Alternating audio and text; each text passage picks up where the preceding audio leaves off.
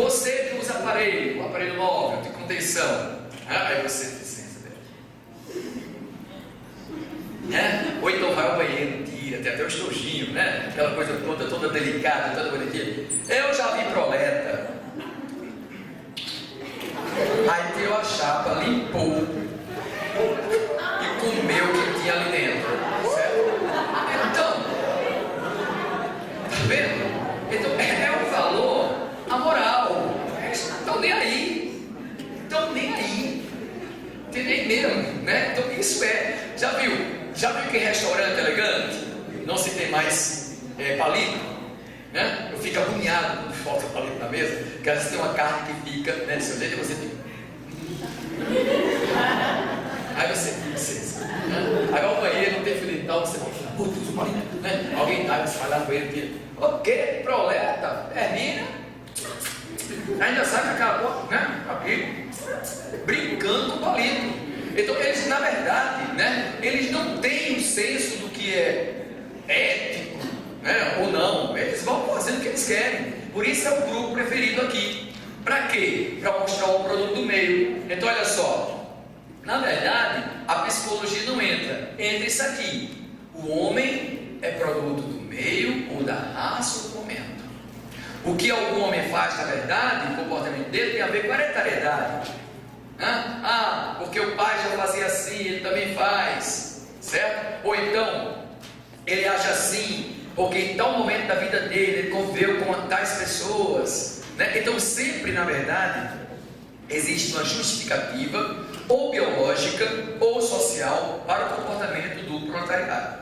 A ideia é exatamente essa: o homem produto do meio, da raça, do momento, tá? Porque ele pode chamar de fatores mesológicos. Se ao Enem colocar fator mesológico, é fator do meio, né? Mesológico, hereditário ou momentâneo, tá certo? Então, o homem está na predisposição de assimilar o que o meio dele, né, pode fazer ou pode trazer para ele. É mais diferente, né? Por isso que eu gosto mais dos realistas. Eu gosto mais dessa coisa, né, da sutileza, você descobrir o comportamento, e que não, o comportamento já determinado. Aquela obra, o Curtiço, na verdade, no Enem, fez exatamente a questão de Jerônimo, que é o português, né, que se aclimatizou no Brasil, digamos assim, em termos de comportamento, né? Ele chega ao Brasil, muito trabalhador, adorava o bacalhau com batatas, vinho verde, chegou aqui, ficou preguiçoso, adorava feijão, carne seca e farinha, cachaça, né? O homem vai ali, né, se aclimatiza, digamos assim, tá certo?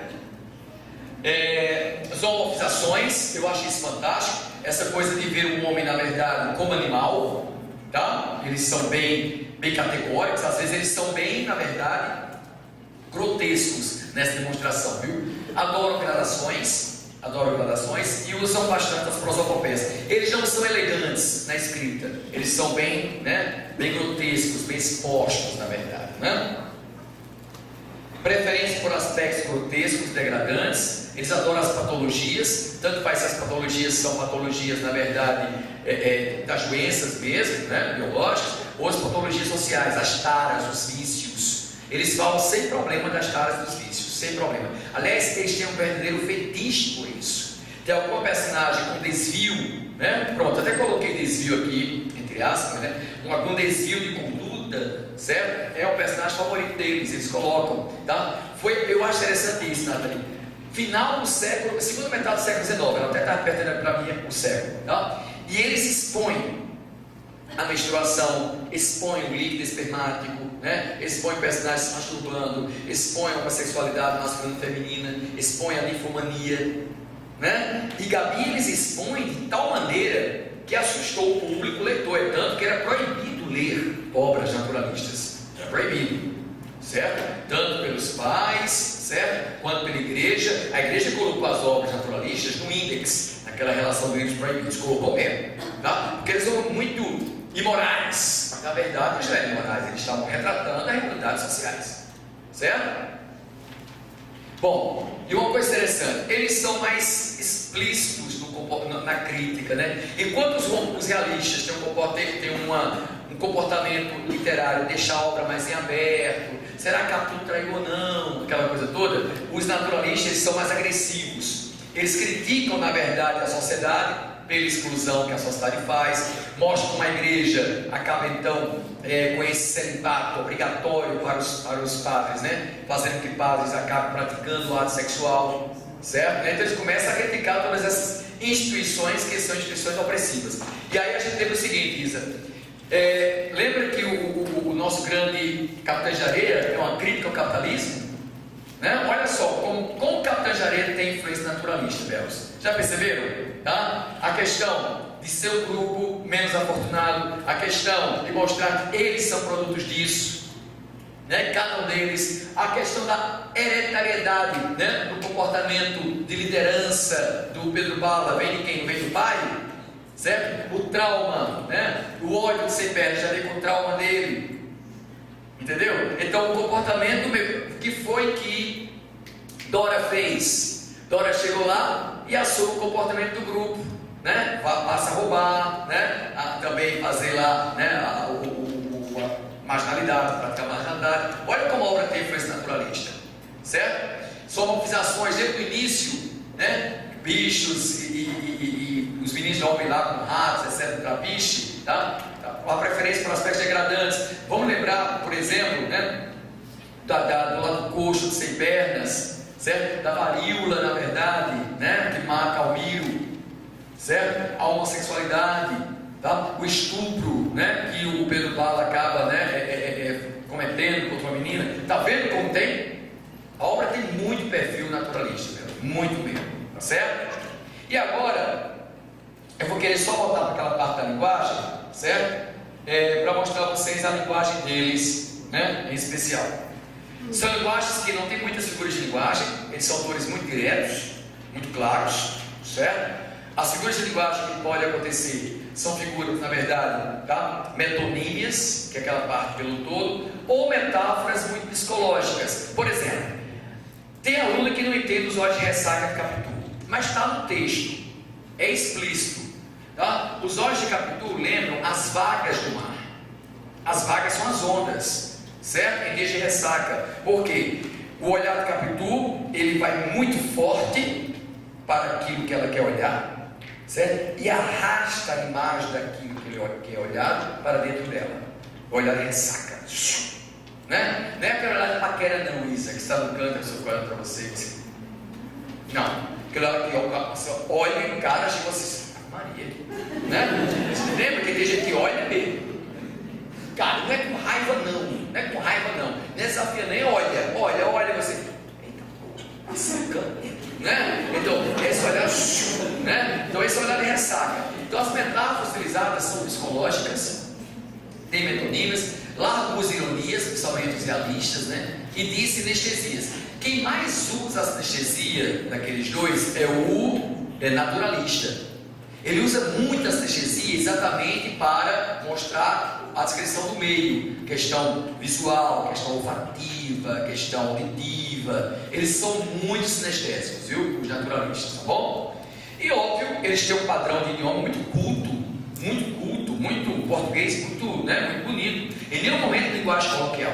Não, linguagem coloquial só vai entrar, certo? No século XX, tá certo? Ok? Então isso é o geral, tá? Então vamos lá. Deixa eu ler com vocês, antes das imagens que nós vamos apresentar. Já chegou mais da metade da nossa aula, certo? Um fragmento do obra realista. Vamos pegar um fragmentozinho do Machado de Assis, Memórias Póstumas Cubas, capítulo 28, né? Momento em que o pai dele vai procurá-lo, certo? Porque ele está mal com a morte da mãe e tal, está meio, né, lento. Aí o pai dele disse isso aqui para ele, olha só que frase bonita. Ele disse o seguinte: o pai dele reclamando dele, né? Não gastei dinheiro, cuidados, empenhos, para te não ver brilhar, como deves e te convém, e a todos nós. É preciso continuar o nosso nome, continuá-lo e ilustrá-lo ainda mais. Teme a obscuridade, traz, foge do que é ínfimo. Olha que os homens valem por diferentes modos, e o que o mais seguro de todos é valer pela opinião dos outros homens. Não estrague as vantagens da oposição com os teus meios. Isso parece os pais de vocês falando, belos, tá? Parece os pais de vocês falando, certo? Demais até. Quando o pai reclama, eu não paguei colégio até agora para criar vagabundo. Eu quero você estudando, quero você formado, ganhando dinheiro e me sustentando no futuro, né? O pai adora querer, né? Ser sustentado pelos filhos depois, né? Então olha só como isso é burguês. Obrigado, Karina. Obrigado, Isabel.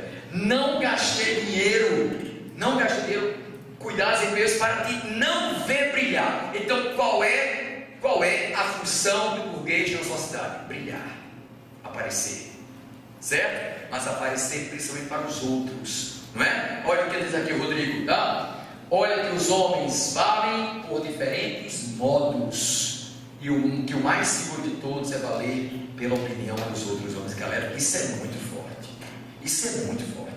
tá? Isso é tirar de você a sua liberdade de ser, pode ter certeza, certo? Você vai ter que ser aquilo, você vai ter que corresponder àquilo que a sociedade quer de você. E às vezes, América, a gente quer outra coisa, mas você vai ter que ser o certinho, tem que trilhar o caminho que a sociedade deseja, certo? Olha, foge, teme a obscuridade, ou seja, não seja medíocre, né? Os pais dizem isso, eu não quero de você um advogado, eu quero o advogado, né? Tem uma obscuridade, foge o que é ínfimo, tá? Então esse para mim é um retrato cabal dos realistas, essa coisa da importância do mundo burguês, certo? Olha uma linguagem como está bem colocada, e isso na verdade, Nathalie, isso é uma crítica de Machado de Assis, certo? Ao comportamento burguês, isso é passar na nossa cara o que a gente é. Está vendo como ele critica sutilmente? Né? Olha você aí, burguesinho que está lendo, olha como você é isso aqui, e é mesmo, né? É mesmo. Vamos lá. Olha agora a obra naturalista, né? O capítulo curtíssimo, um trecho do curtíssimo, aí já começa com elevação, né, Belos? Né? Olha só, Luiz Azevedo. E naquela terra encharcada e fumegante, aí já começa a você sentir, né? A sinestesia, já começou a sinestesia, né? A umidade, a visão, né? O tato, a visão. Naquela umidade quente e lodosa, começou a minhocar, a esfervilhar, a crescer o mundo, uma coisa viva, uma geração que parecia brotar espontânea ali mesmo daquele lameiro e multiplicar-se como larvas no esterco, né? Isso ele está falando do começo do cortiço começando a ser povoado, tá? Então ele coloca as pessoas como larvas do esterco. É como se a própria cortiça fosse um organismo vivo, né? Que vai crescendo ali, vai pulsando, né? Vai se manifestando, vai se movimentando, né? Como um ser vivo. Então o texto é sinestesia, quente, lodosa, encharcada, né? Tem aspecto grotesco, multiplicar-se como larva do esterco. Isso aqui já é uma zoomorfização, isso é uma zoomorfização, certo? Essa visão do homem animal, né? Então o cortiço quer mostrar exatamente como uma sociedade dessa produz pessoas como essas que nós vamos ter, da Baiana, né? João Romão, Bertoleza e por aí vai, tá? É bem diferente, né? O realismo e o naturalismo, eu acho duas obras bem distintas, apesar de serem do mesmo período. E eu trouxe para vocês exatamente, né, os autores aqui, certo? Em especial Machado de Assis. Para vocês aí eu fiz o seguinte, certo? Eu já separei uma coisa boa para vocês. Não importa tanto isso para Enem, né? Mas é bom que vocês saibam. Lembra que eu separei a obra do Machado de Assis em duas linhazinhas aí para vocês, não foi isso? Eu coloquei inicialmente Ressurreição, A Noia Luva, Helena e Yaya Garcia. Porque essas obras são as chamadas obras da fase romântica de Machado de Assis, que sinceramente, Belos, não tem nada de romântica, tá? Porque Helena é a protagonista, né? Helena, ela é mentirosa, ela mente por uma boa causa, mas ela mente. Guiomar, em A Mão e a Luva, ela casa por dinheiro e é feliz, entendeu? Então Machado na fase romântica já era realista, já trabalhava esse comportamento, né, burguês sem medo. A segunda linha, que começa em Memórias Póstumas e vai até Memorial de Aires, é a fase realista dele, em que ele é muito moderno. Aí ele já é muito moderno, discute, né, a hipocrisia social, discute o ciúme do Casmurro, né, discute a mediocridade, exatamente Memórias Póstumas, a rivalidade entre irmãos, Esaú e Jacó, né, os homens tolos em Quincas Borba, a velhice em Memorial de Aires, né? Ou seja, ele já aprofunda mais o que havia começado na fase anterior. Fora isso, ele tem muitos contos. O pessoal vai fazer o FPB, né? Machado de Assis tem um livro de contos, uma coletânea de contos de Machado de Assis, certo? Cuidado com isso, tá? Ele é excelente contista. E em qualquer conto, lembre, pessoal do FPB, lembre sempre procurar o comportamento, tá certo? Ele está falando aqui de algum comportamento, você tem que saber qual comportamento que ele fala ali, tá bom? Foi poeta, foi dramaturgo e foi cronista, né? Machado de Assis, por isso é um grande nome. O Joaquim, né? Joaquim Maria Machado de Assis, é isso, tá? Outro Joaquim, na verdade até coloquei no Face, outro Joaquim, negro, certo, né? Pobre e que alcançou notoriedade, igual o Joaquim Barbosa, né? O novo presidente do Supremo Tribunal, né? Então assim, esse destaque para os dois aí. Aloysio, naturalista, puramente naturalista, certo? Que escreve Mulato, a obra que mostra o preconceito racial. Sua melhor obra é O Cortiço, né? Essa é a melhor obra dele. E Casa de Pensão, certo? Uma obra que eu coloquei até na revisão de vocês, né? Que a gente vai começar com a revisão de Enem, tá? Bom, ainda trabalhando aqui, nós vamos ter, na verdade, outros 3 autores. Raul Pompeia. O Pompeia, na verdade, ele fica meio na interseção, né? Porque tanto ele tem algo realístico quanto tem algo naturalista no Ateneu, né? A homossexualidade no Ateneu, o complexo de Édipo no Ateneu, porque, né, o Sérgio acaba se apaixonando por Dona Ema, né, que é a mulher do diretor, tá? Adolfo Caminha, que já veio para a prova, acho que foi da UFCG há algum tempo, como bom crioulo, né? É um marinheiro homossexual. A normalista, que tem um velho de 60 anos, que começa a seduzir a sua filhada de 15 anos, né? E os beijos dele nojentos, babado, né? O naturalista adora colocar essa coisa bem grotesca, sabe? Bem grotesca mesmo. Júlio Ribeiro é um pastor evangélico que escreveu a obra mais pornográfica do naturalismo, chamada A Carne. Por incrível que pareça, é a carne que vai trazer a personagem Lenita, a ninfomaníaca, né? Lenita tem desejos por estátuas masculinas delas, é impressionante isso, né? Ela é louca por sexo, é impressionante, tá? A Lenita foi a obra mais proibida e a mais linda, né? As meninas liam muito Lenita, né? A personagem da carne, tá? Eu tenho esse livro, eu nunca li, na verdade, e alguns fragmentos, eu nunca me interessei em ler A Carne, não, né? Até vou ler nessas férias de agora, né? Me deu curiosidade aí. Porque falam tanto de Os 50 Tons de Cinza, que eu quero saber se, né? É muito erótico mesmo, se a literatura brasileira já fez algo parecido, né? O romance regionalista, a gente tem 3, desculpa, né?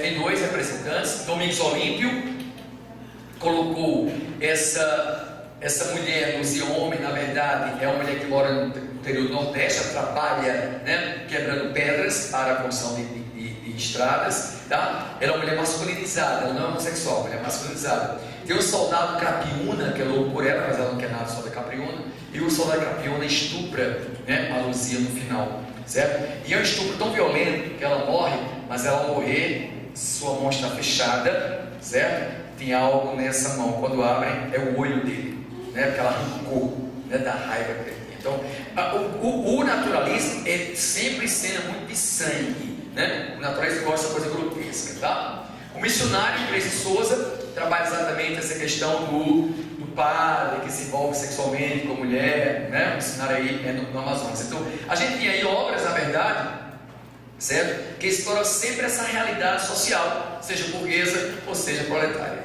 tá? Esse tipo de realidade social, ela acabou então, certo? Entrando nas artes agora, como nós vamos ver, tá bom? Porque quando se fala em pintura realista, belos, certo? Você vê a preferência dos pintores franceses pelo mundo proletário, tá? Então eles vão sempre pintar cenas de trabalhadores, certo? Observe que o destaque dos rostos não é um destaque muito enfocado. Há sempre a luz volta a acontecer, porque a luz ela tinha escurecido um pouco no romantismo, né? O romantismo gostava mais de quadros escuros, certo? E agora a luz volta a acontecer e a luz está sempre colocada naquele que trabalha. Então observe a quantidade de pinturas, né, que vão sempre, né, apresentar essa questão do trabalhador, tá? Vamos lá. Colocando para vocês então algumas pinturas. Vamos começar com Gustavo Courbet.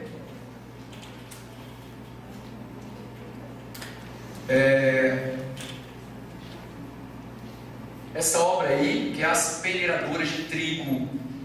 Eu gosto desse quadro, tá? Principalmente pela disposição muito boa das imagens.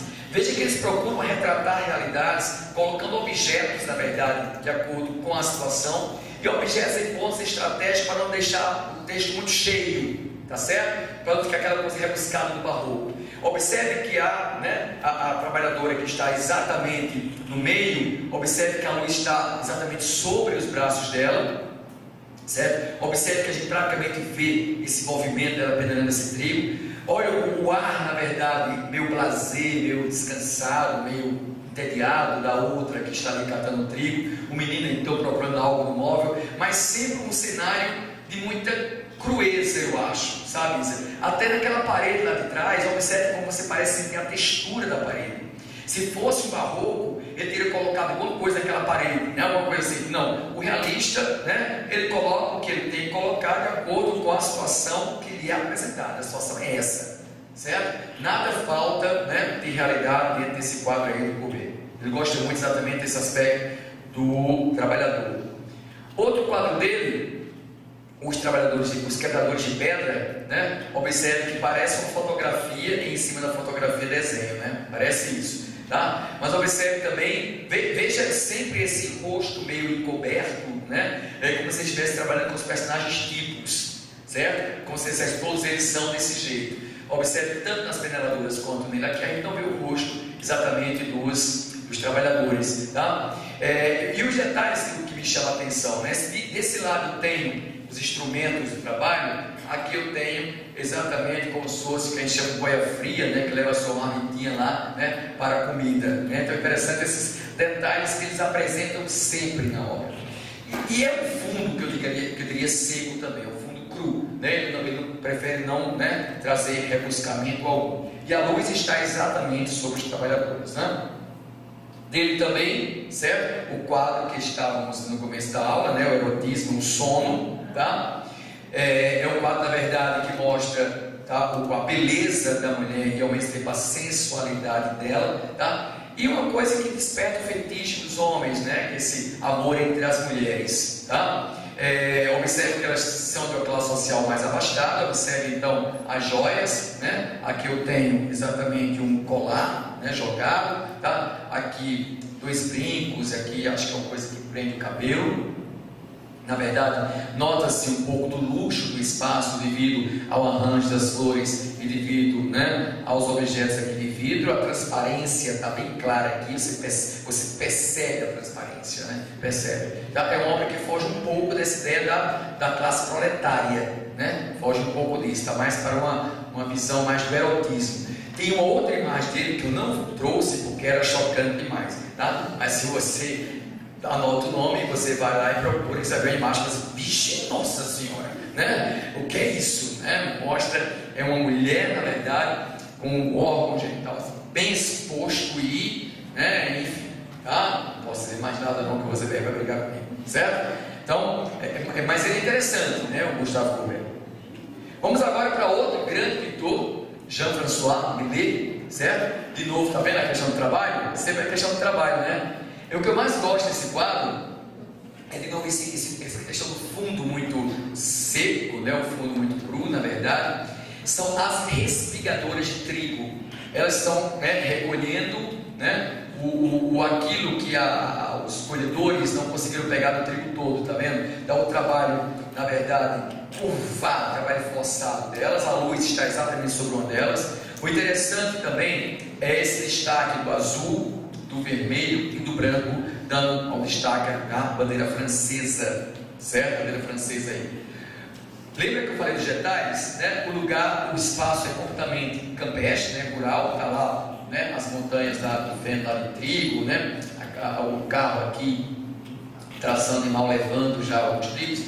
E aqui dá para perceber, certo? Um homem muito ereto no cavalo, com os pés tomando conta de tudo, né? Dá para perceber esse homem aqui como se fosse o dono de tudo, né? O senhor, da observação do trabalho, tá certo? Jean-François Millet, certo? Também nessa mesma linha do trabalho proletário. Dele também a hora do Ângelus, certo? De novo a ideia proletária e a sua religiosidade, a sua cultura, certo? Não é porque na verdade eles sejam religiosos, os autores, eles podem até ser, mas a ideia é trazer o costume das personagens, entendeu? Tá? Ali atrás uma igreja, certo? E a gente nota a hora do anjo, porque o pôr do sol é a posição da mulher o agricultor aí, né? O lavrador que tirou o seu chapéu, tá? A hora do anjo é no sul. É dele também essa imagem que muita gente pensa no arcadismo, né? Que os pastores, mas o arcadismo colocaria, pessoal, mais natureza, viu? Mais natureza, mais sensualidade, né? Nós temos aí a pastoreadora de rebanhos, certo? Também nesse mesmo visual. Eles têm um plano, eu acho muito bonito essa ideia de plano, né? Você percebe bem a longura das coisas aí, tá? E o plano de fundo também muito seco, o cachorro ali, né? Na verdade também servindo ao trabalho da pastora aí. Honoré Daumier, na verdade trabalha aí agora, né? O vagão terceira classe, né? Observe que lá atrás os burgueses com as cartolas, né? E aqui na terceira classe exatamente os pobres, né? A visão do proletariado, tá?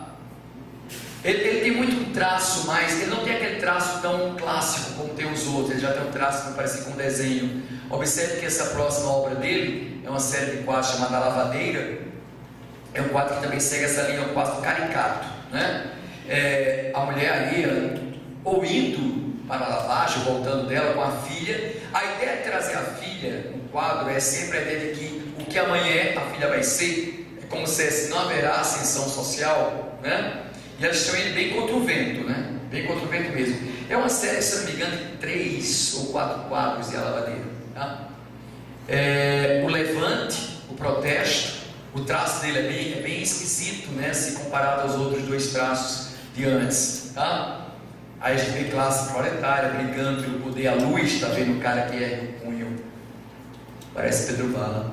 E aqui, na verdade, de novo, a outra série, outro quadro é a Lavadeira. Elas vindo do rio, não dá para ver direito, né? Porque ficou escuro quando eu tentei reproduzir. De novo, a filhinha, e ela tem nas mãos um objeto, não vai dar mesmo para vocês verem, que é um objeto de madeira, né? Que nós chamamos de batedor de roupa. Então a menina já sendo ensinada nesse ofício, né? De ser lavadeira também. Parece que os pintores, no lugar de serem pintores realistas, deveriam ser pintores naturalistas, né? Porque eles ficaram muito nessa forçação de barra, né? De trabalhar apenas a classe proletária. Vamos ver esculturas rodando, certo? Com a idade do bronze, volta essa ideia do corpo, né? Do corpo bem trabalhado, como a gente viu nos barrocos, né? Lembra daquilo? Tá? Volta a ideia da escultura, né? Na verdade, o corpo como um grande atrativo. A pregação de São João Batista, certo? A nudez aí, tá? Eu volto a dizer, eu acho que eles estão bem para o naturalismo, muito mais do que para o realismo. De Rodin, vocês devem lembrar, a imagem cérebro do pensador, essa é a mais célebre delas, certo? E o beijo, né? Que é também de erotismo muito bonito, tá? A maioria esculpida aí em bronze, certo? Então, a gente tem, na verdade, né, as pinturas realistas e os escultores voltados muito mais, eu acho, para o naturalismo, né, do que para, certo, o realismo, tá bom? O documental vai ser rapidinho, a gente vai sair antes das 8h30, tá vendo? Graças a Deus, certo? Graças a Deus, acho que foi a máquina que me, né, e pode dizer um bocado de coisa, né? Vamos lá! Eita, chega da boca, chegou a hora, certo? Eu estou vendo um bocado de gente procurando nos telefones a outra tela do computador. Achou? Não? Vem em casa, você vai procurar, você vai se assustar, né? Vamos lá. Por que que essa escola é importante para a gente? Veja bem, ela ainda não veio no vestibular, certo? Aliás, não é nem, certo, não veio. Mas ela é ponto-chave para você entender aquela manifestação rebelde dos primeiros modernistas, certo? Então, todo aquele anarquismo da primeira fase moderna é justificado agora, tá? Devido aos parnasianos. Olha só o que eles são, Bela, vocês já conhecem isso, tá? Movimento exclusivamente poético, certo? Exclusivamente poético, tá? que visava exatamente a ser contrário ao romantismo no seguinte aspecto. Que aspecto, tá? Primeiro, vamos colocar, na verdade, certo?